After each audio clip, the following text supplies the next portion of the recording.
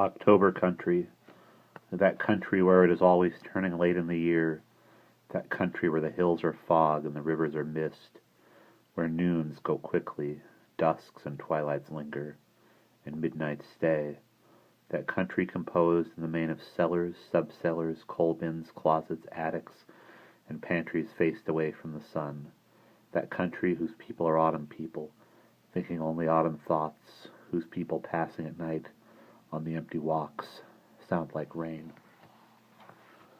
The Scythe. Quite suddenly, there was no more road. It ran down the valley like any other road, between slopes of barren stony ground and live oak trees, and then past a broad field of wheat standing alone in the wilderness. It came up behind the small white house that belonged to the wheat field, then just faded out, as though there was no more use for it. It didn't matter much, because just there, the last of the gas was gone. Drew Erickson braked the ancient car to a stop and sat there, not speaking, staring at his big rough farmer's hands. Molly spoke, without moving, where she lay in the corner beside him. "We must have took the wrong fork back yonder." Drew nodded. Molly's lips were almost as white as her face, only they were dry, where her skin was damp with sweat. Her voice was flat, with no expression in it. "Drew," she said, "Drew, what are we a-gonna do now?"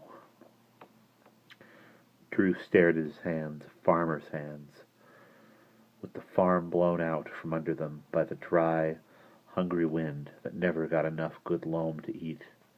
The kids in the back seat woke up and pried themselves out of the dusty litter of bundles and bedding.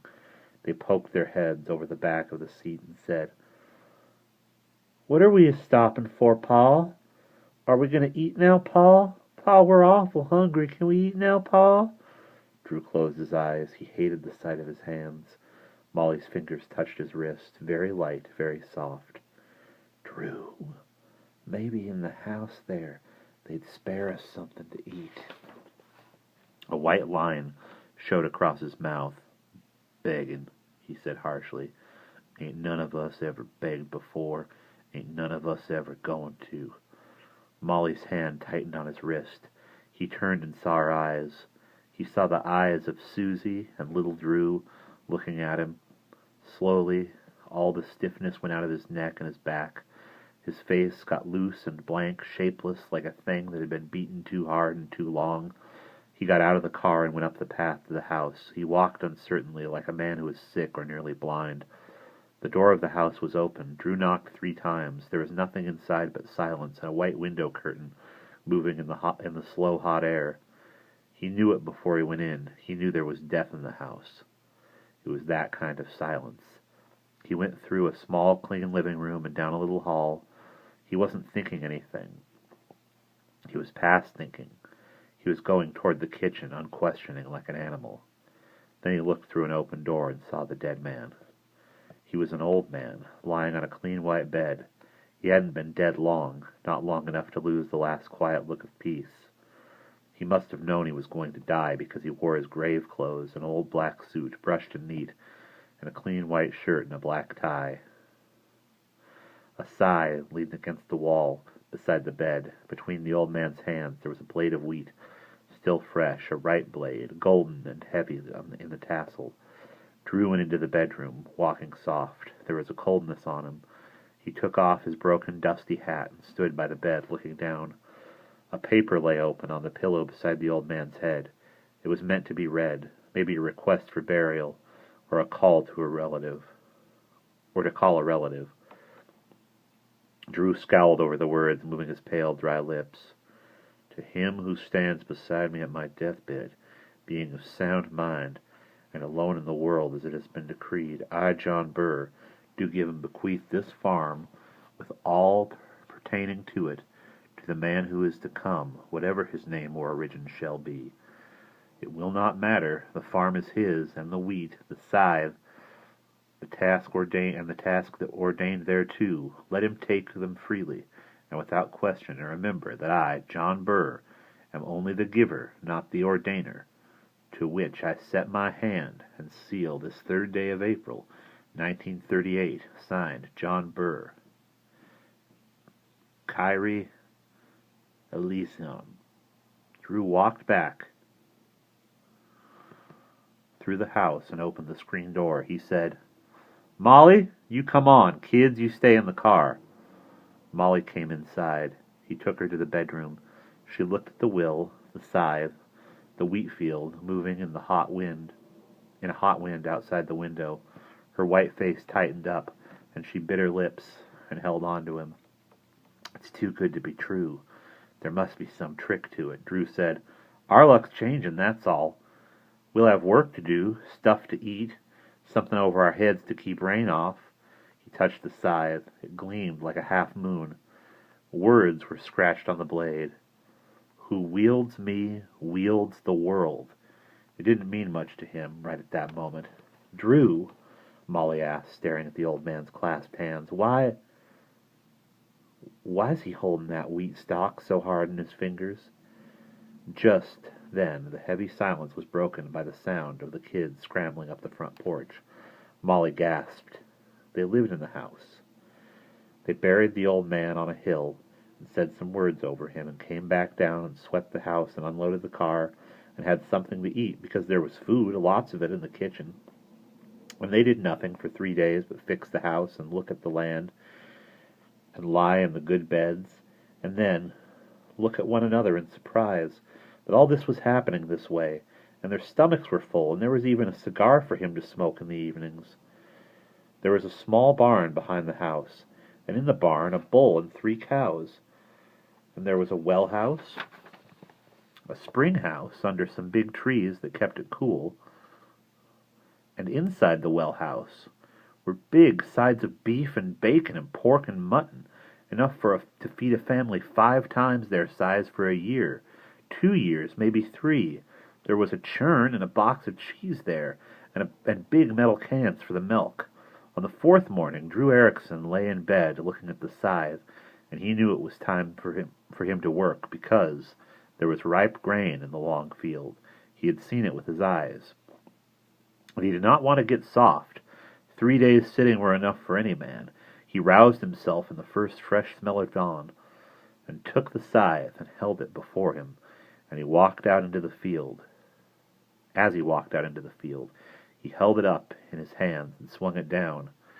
It was a big field of grain, too big for one man to tend, and yet one man had tended it. At the end of the first day of work, he walked in with the scythe riding on his shoulder quietly, and there was a look on his face of a puzzled man. It was a wheat field the like of which he had never seen. It ripened only in separate clusters, each set off from the others. Wheat shouldn't do that. He didn't tell Molly, nor did he tell her the other things about the field, about how, for instance, the wheat rotted within a few hours after he cut it down. Wheat shouldn't do that either. He was not greatly worried. After all, there was food at hand. The next morning, the wheat he had left rotting, cut down, had taken hold and come up again in little green sprouts with tiny roots, all born again. Drew Erickson rubbed his chin, wondered what and why and how it acted that way, and what good it would do to him. He couldn't sell it.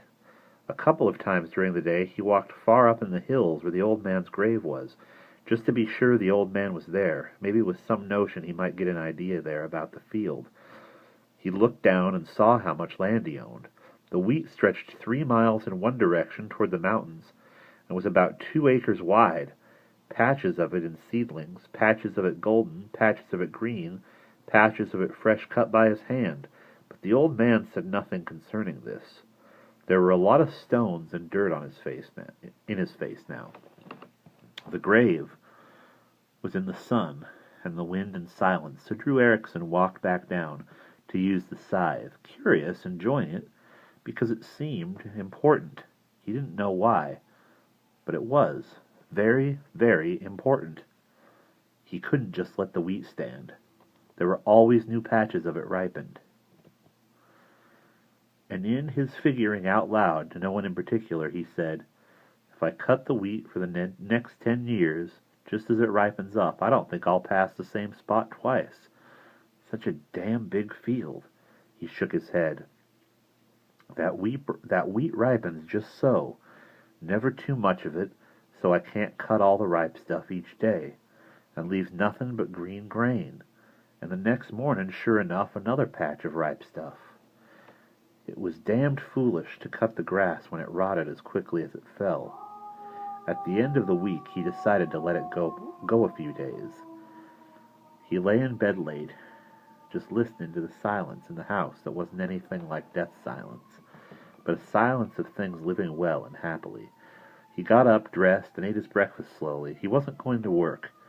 He went out to milk the cows, stood on the porch smoking a cigarette, walked about the backyard a little, and then came back in and asked Molly what he had gone out to do. "Milk the cows," she said. "Oh, yes," he said, and went out again. He found the cows waiting in full and milked them and put the milk cans in the spring house, but thought of other things, the wheat, the scythe.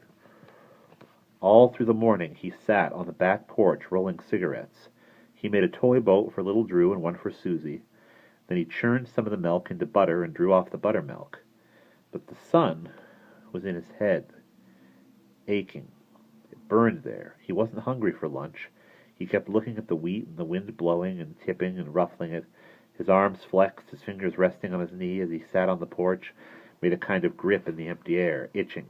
The pads of his palms itched and burned. He stood up and wiped his hands on his pants and sat down and tried to roll another cigarette, and got mad at the mixings, and threw it all away with a muttering. He had a feeling as if a third arm had been cut off of him, or he had lost something of himself. It had to do with his hands and his arms. He heard the wind whisper in the field.